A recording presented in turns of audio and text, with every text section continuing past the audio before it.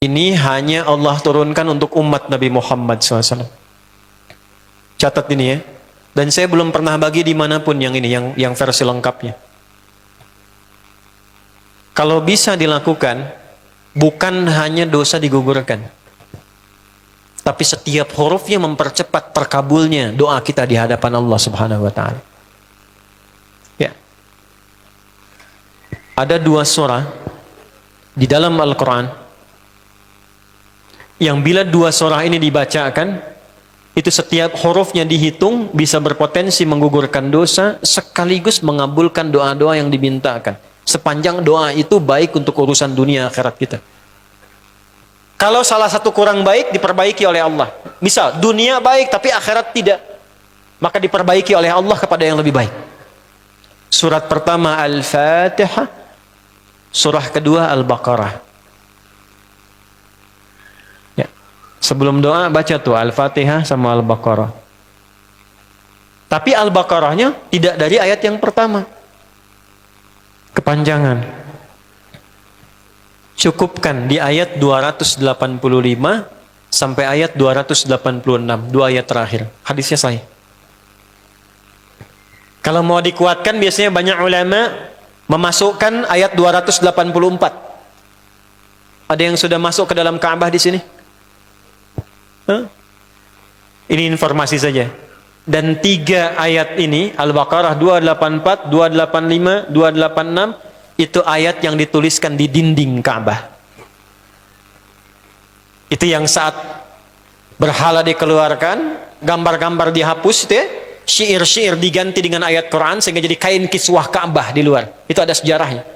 Yang di dalam pun dihiasi dengan hiasan ayat Al-Quran. Di antara yang dituliskan itu Al-Baqarah ayat 284, 285, 286.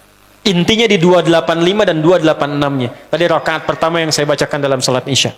Hadisnya sahih. Itu spesial malaikat Jibril turun kepada Nabi Muhammad SAW mengabarkan kabar gembira siapa yang membiasakan membaca Al-Fatihah. Ya, kemudian 2 ayat terakhir di Al-Baqarah dari amanar rasulu sampai fansurna 'alal qaumil kafirin, tidaklah dia membacakan itu kecuali setiap hurufnya dijaminkan mengabulkan doa-doa yang dia mohonkan sepanjang benar doanya dan tidak diselimuti maksiat. Ini maaf ya. Ini saya minta maaf dulu nih. Kalaupun Anda benar doanya khusyuk sampai nangis, tapi ada selimut maksiat dalam permohonan doa itu pengabulannya mental lagi. Hadisnya sahih. Thumma dzakara rajula yutilu as-safara ash'atha aghdara yamuddu yadayhi ila as-sama' fayaqulu ya rabb faqala Rasulullah sallallahu alaihi wasallam anna yustajabu lidzalik famat'amuhu haram mashrabuhu haram malbasuhu haram wa ghudhiya biharamin fa anna yustajabu lidzalik. Rawahu Muslim.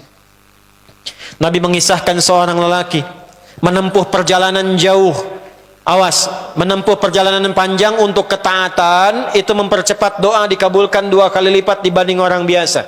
Makanya kalau ada orang mau ke Mekah umrah, mau haji, titip doa. Ada yang mau beasiswa ke Madinah, ke Mekah, ke Al-Azhar, ke Mesir, titip doa. Saya biasanya kalau mau berangkat umrah, Ustaz titip doa, ayo tulis banyak tuh. Nggak saya baca. Saya simpen aja, ntar dekat Ka'bah, ya Allah engkau maha mengetahui.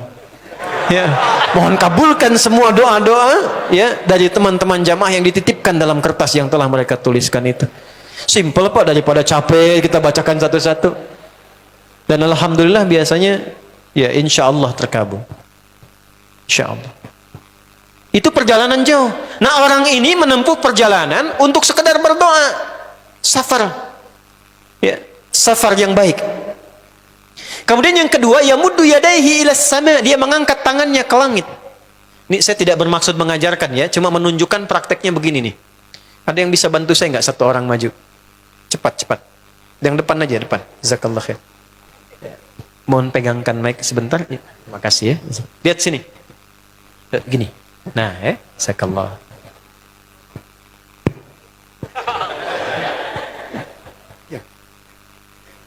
Nah, gini ya. Ini tangan, lihat telapak 2 ya. Berdoa itu sesuai porsinya, dan ikuti caranya Nabi. Kalau doanya formal dalam sholat dan diikat dengan gerakan, jangan kreatif.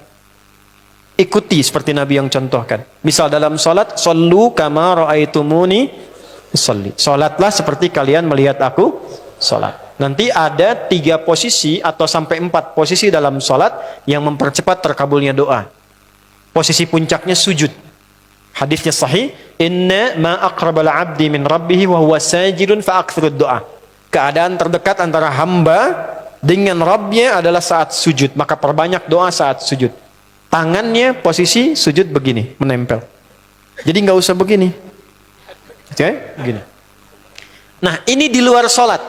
Di luar sholat, kalau berdoa, tangan begini. Lihat baik-baik ya. Ini kitabnya agak banyak, bahasanya panjang, saya berikan yang simpelnya saja ya. Baik. Ini kan teman-teman telapak yang kanan, yang kiri ya. Padukan begini. Ya. Lalu setiap Anda kan pasti punya garis yang kanan dengan garis yang kiri. Ada kan? Itu membentuk keseimbangan. Awas, ini bukan ilmu takatik ya. Ini ada sanadnya nih. Pertemukan 2 garis itu sehingga seimbang tangan ini. Tuh. Ini masalah sederhana tapi poinnya penting sekali. Sudah? Cara yang pertama begini. Ini di luar salat dan bukan dalam posisi saat istisqa, saat minta hujan. Begini. Sudah? Pertemukan. Lalu letakkan sejajar dengan dada di sini. Ya. Jadi kalau dada itu ini posisinya, ini nahar di sini. Ini ada rongga dari bagian atas dengan perut, ada rongga kosong. Nah, ini yang disebut dengan sodrun di sini. Ya, kalau kita meletakkan telapak tangan saat sholat begini, letaknya di sini. Yang ini perut, yang ini nahar. Doa tuh di sini. Jelas?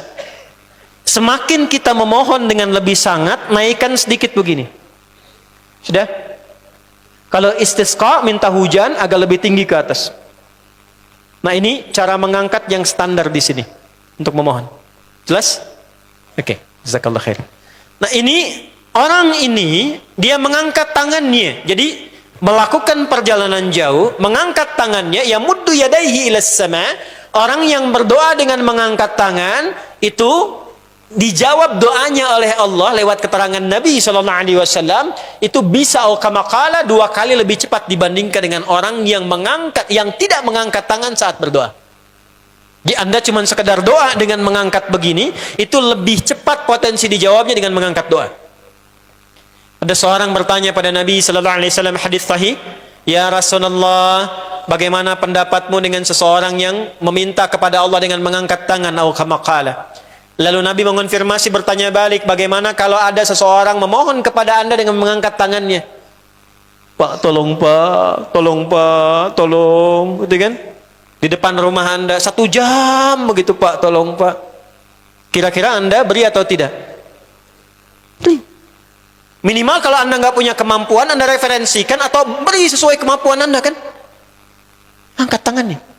Dia jawab, saya malu kalau nggak ngasih. Apa kata Nabi? Innallaha hayyun karimun. Allah itu lebih punya sifat peka untuk merasakan malu pada hambanya kalau dia tidak memberi ketika hambanya mengangkat kedua tangannya. Nah, nanti ada beda-beda posisi. Saat khatib Jumat misalnya 1 begini untuk khatib, makmum mengangkat 2 tangan. Yang ketiga dia mengatakan ya Rabb, ya Rabb, Asmaul Husna. Doa yang dibuka dengan Al-Asmaul Husna itu dijawab 2 kali lebih cepat dibandingkan dengan doa yang langsung dimohonkan kepada Allah. Itu perintah. Tahu Nabi Zakaria? Nabi Zakaria apa ujiannya?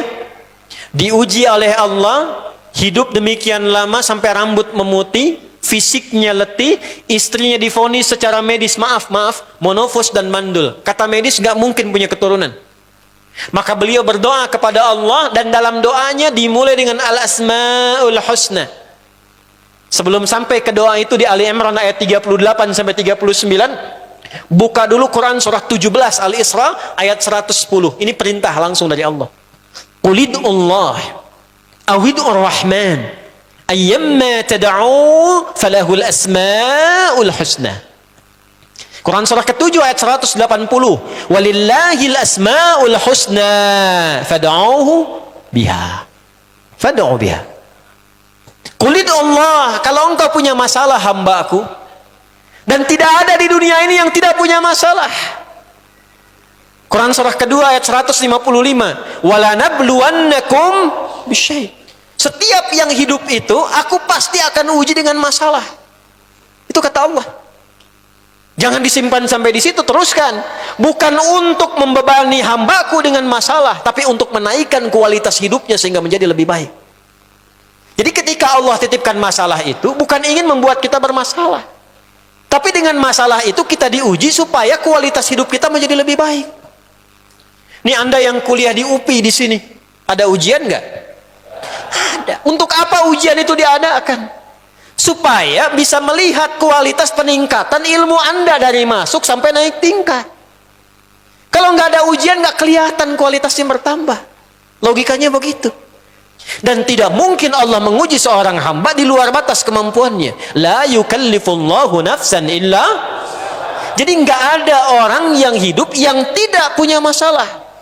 Karena rumusnya mengatakan hidup berbanding lurus dengan masalah. Yang hidup pasti punya masalah. Yang tidak ingin punya masalah, tidak ingin hidup. Karena orang yang tidak hidup, yang hilang masalahnya, selesai hidupnya. Baik. Siapa yang tidak ingin punya masalah? Angkat tangan. Baik. Siapa yang ingin punya masalah? Alhamdulillah. Baik. Yang lain wallahu a'lam. Nah, kulit Allah kalau sedang diuji masalah, kan yang ngasih siapa? Yang nitipkan siapa? Yang punya solusinya siapa? Kalau Anda tahu yang punya solusinya Allah, kenapa curhatnya bukan kepada Allah?